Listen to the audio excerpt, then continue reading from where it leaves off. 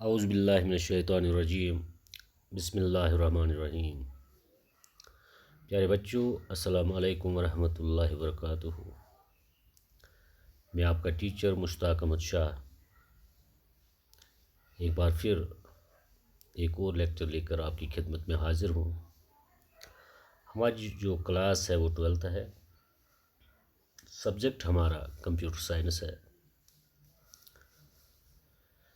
प्यारे बच्चों, जैसा कि आप जानते हैं, प्रीवियस लेक्चर्स में हमने स्टैक के बारे में भी पढ़ा। आज चलिए एक बार फिर मैं आपका तवज्जो उसी लेक्चर की तरफ लेना चाहता हूँ कि स्टैक असल में होता क्या है। मैं आपको बता चुका हूँ कि स्टैक जो है, अगर सिंपल वर्ड्स में हम डिफ़ाइन करेंगे स्टैक को, तो हम कहेंगे पाइल ऑफ ऑब्जेक्ट्स। प्यारे बच्चों, पाइल ऑफ ऑब्जेक्ट्स या पाइल ऑफ थिंग्स। अब ये पाइल क्या हो गया प्यारे बच्चों? यानी कि किसी चीज़ को दूसरी चीज़ के ऊपर रखना, यानी कि ऐसे अरेंजमेंट करना कि चीज़ों को एक दूसरे के ऊपर रखा जाता है, उसको पाइल कहते हैं। जैसे कि किचन में हम प्लेट्स को रखते हैं, या हम देखते हैं लाइब्रेरी में या घर में भी अगर हमें अलमारी हो, उसमें किताबें रखी गई हों, तो वहाँ पर भी हम देखते हैं कि किताबें जो है वो एक दूसरे के ऊपर रखी जाती है। तो इसको हम कहेंगे स्टैक ऑफ बुक्स। या किचन में हम प्लेट्स रखते हैं, उसको हम कहेंगे स्टैक ऑफ प्लेट्स। प्यारे बच्चों, आज हमारा जो टॉपिक है कि स्टैक पे हम पुश ऑपरेशन कैसे करते हैं। पहले भी बता चुका हूँ कि स्टैक पे हम दो किस्म के ऑपरेशंस करते हैं, पुश एंड पॉप। अब बेटा, पुश अगर हम सिंपल इसको डिफाइन करेंगे, पुश हो गया धक्का देना, धक्का देना। अब यानी कि किसी चीज़ को धक्का देना और गिराना। तो इसी तरह पॉप जो है वो हो गया हटाना कहीं से या रिमूव करना, निकालना। अब जो पुश ऑपरेशन जो है, यानी कि किसी डेटा एलिमेंट को स्टैक में डालना, इसको हम कहेंगे पुश ऑपरेशन।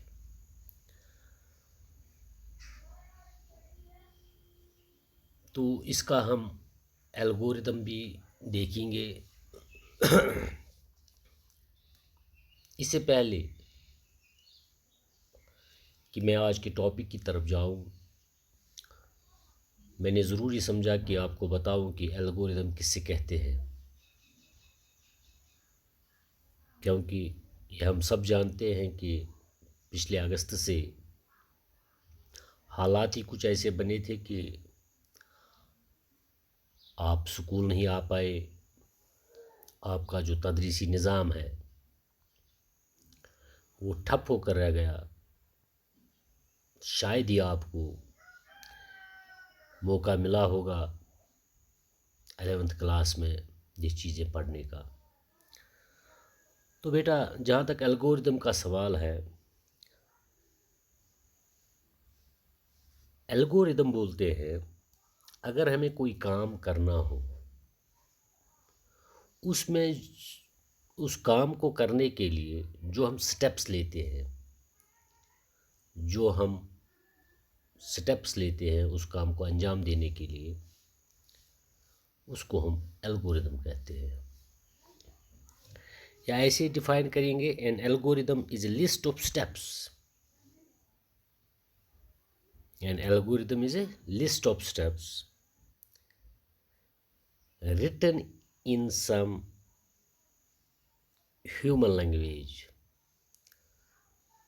यानी कि या तो इंग्लिश में लिखी गई हो या किसी और लैंग्वेज में जिसको इंसान आसानी से समझ पाएगा। वो स्टेप्स हमें एक्सप्लेन करते हैं कि हमें ये जो काम करना है कि कैसे करना है। शॉर्ट में कोई भी काम करने के लिए जो हम स्टेप्स लेते हैं, उस काम को करने के लिए उनको एल्गोरिथम कहा जाता है। इसकी एक सिंपल एग्जांपल मैं आपको दूंगा। चलिए, हमें एल्गोरिथम बनाना है स्कूल जाने के लिए। स्कूल जाने के लिए आपको एल्गोरिथम लिखना है, यानी कि स्टेप्स लिखने हैं। प्यारे बच्चों, क्या आप मुझे बता सकते हो कि कौन कौन से स्टेप्स आप लेते हैं? जी बच्चों, देखिए, सबसे पहले अगर हम देखेंगे,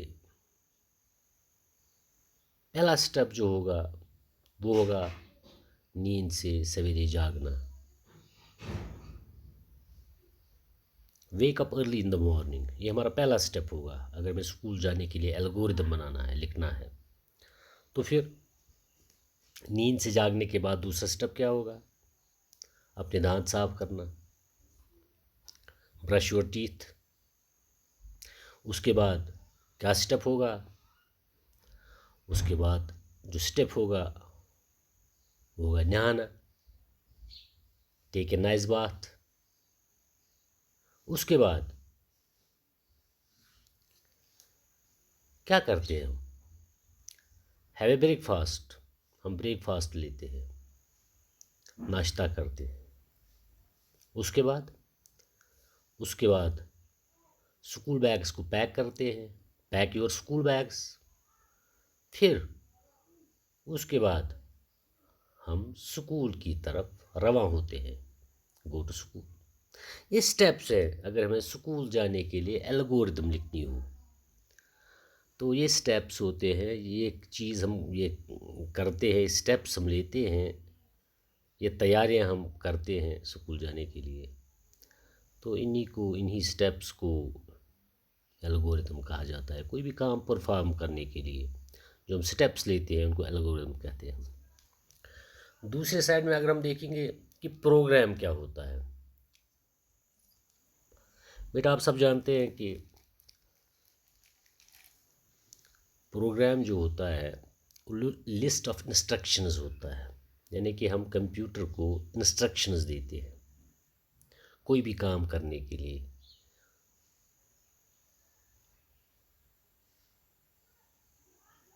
तो उसको हम प्रोग्राम कहते हैं। तो चलिए बच्चों, आज के टॉपिक की तरफ। आज का जो टॉपिक है वो स्टैक पे हम पुश ऑपरेशन कैसे करते हैं। अब देखिए कि पुश ऑपरेशन हुआ क्या। Adding inserting an element in the stack, यानी कि स्टैक में एलिमेंट को ऐड करना, या कहा जाए कि इंसर्ट करना, डालना। बेटा मैंने एग्जाम्पल आपको बताई है कि किचन में जाके हम देखते हैं कि हम प्लेट्स को एक दूसरे के ऊपर रखते हैं। सपोज़ हमारी किचन में 10 प्लेट्स हैं,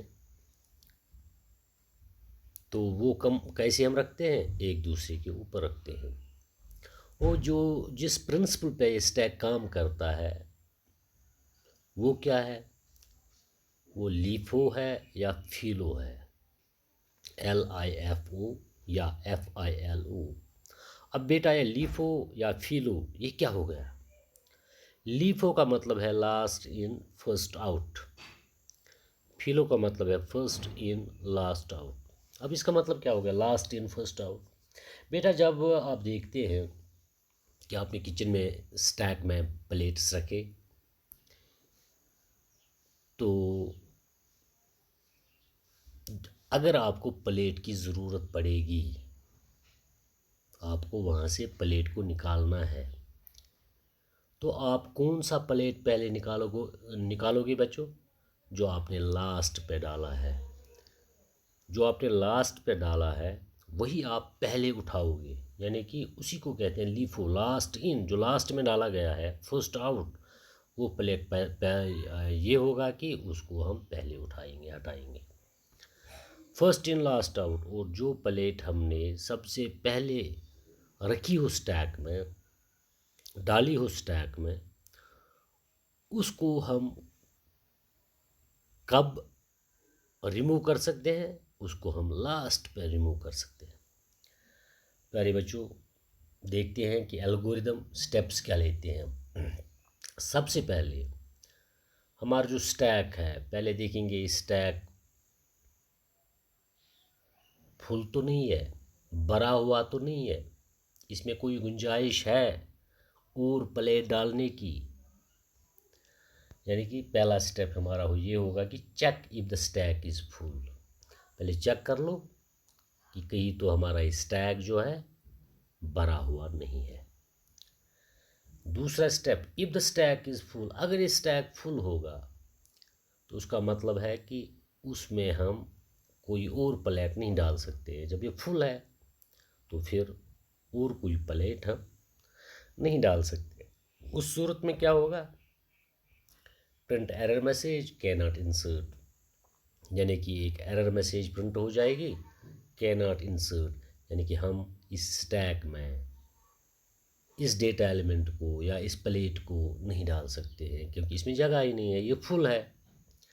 तीसरा स्टेप क्या है हमारा? Else increment to top.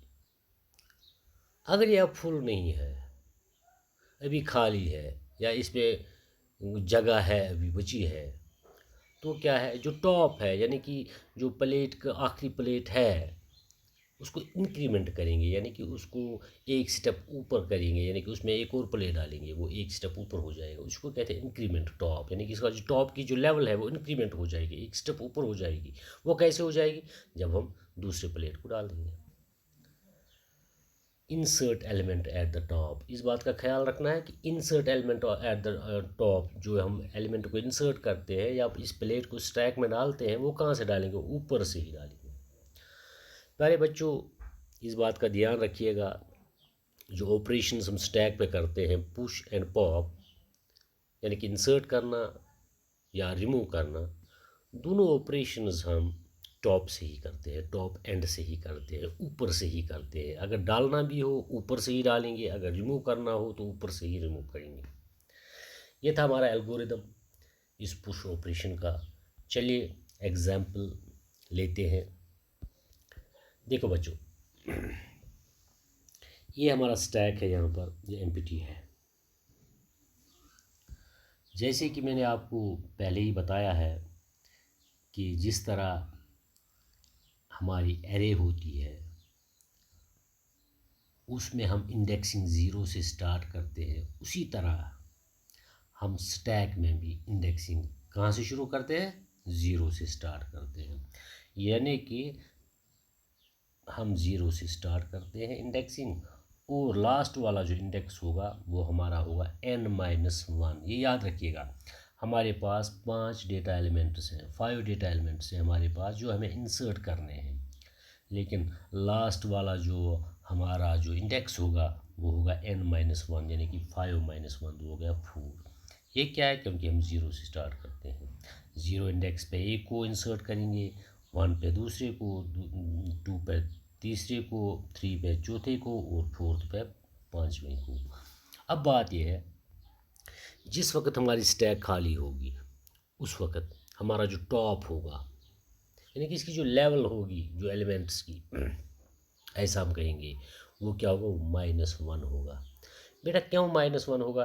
क्योंकि हमारा जो फर्स्ट वाला इंडेक्स है वो ज़ीरो है, यानी कि उससे एक स्टेप पीछे ही होगा। अब जब बेटा हम इस डेटा एलिमेंट को इसमें पुश करेंगे, यानी कि इस स्टैक में जो अभी खाली है, अब हम पुश करेंगे इसमें 10 को।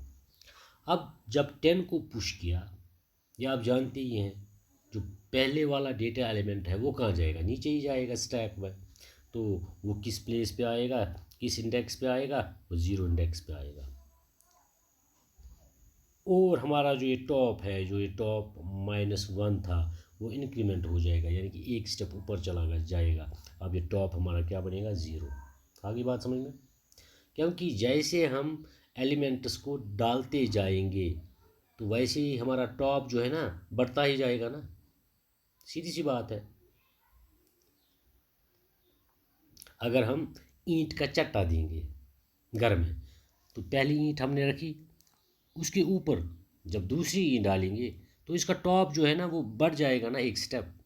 तीसरी ईंट उसके ऊपर डालेंगे तो स्टेप एक और बढ़ जाएगा, इसको बोलते हैं इंक्रीमेंट, टॉप को इंक्रीमेंट होता है। अब बेटा पुश 20, अब 20 को पुश करेंगे। अब सीधी सी बात है, ये स्टैक है, 20 कहाँ आएगा, 20 तो 10 के ऊपर ही आएगा, क्योंकि स्टैक में हम ऑब्जेक्ट्स को या डेटा एलिमेंट्स को एक दूसरे के ऊपर रखते हैं। और हमारा जो टॉप है, अभी टॉप 0 था, अब ये टॉप कहाँ चला गया, 1 पे चला गया, इंडेक्स 1 पे। अब पुश 30 को पुश करेंगे। 30 जो है 20 के ऊपर रहेगा, तो हमारा टॉप जो है इंक्रीमेंट हो जाएगा अब 1 से 2। इसी तरह 40 को हम पुश करेंगे। जब 40 को पुश किया तो 40 जो है 30 के ऊपर, और हमारा जो टॉप है वो भी इंक्रीमेंट हो जाएगा। यानी कि आप देखते हो यहाँ पर कुछ नहीं था, टॉप हमारा -1 था, अब यहाँ पर टॉप 0 बन गया, इंक्रीमेंट होता है। टॉप इधर 1 बन गया, इधर टॉप 2 बन गया। जैसे ही हम डेटा एलिमेंट्स को डालते जाएंगे हमारा टॉप जो है इंक्रीमेंट होता जाएगा। अब हम पुश 50 यानी कि 50 को इंसर्ट करेंगे इस स्टैक में, तो हमारा जो टॉप है 4 पे आ गया। पहले ही बता चुका हूँ, जब हमारा स्टैक एम्प्टी होगा हमारा जो टॉप होगा -1 होगा, और जिस वक्त हमारा स्टैक फुल होगा उस वक्त टॉप n-1 होगा।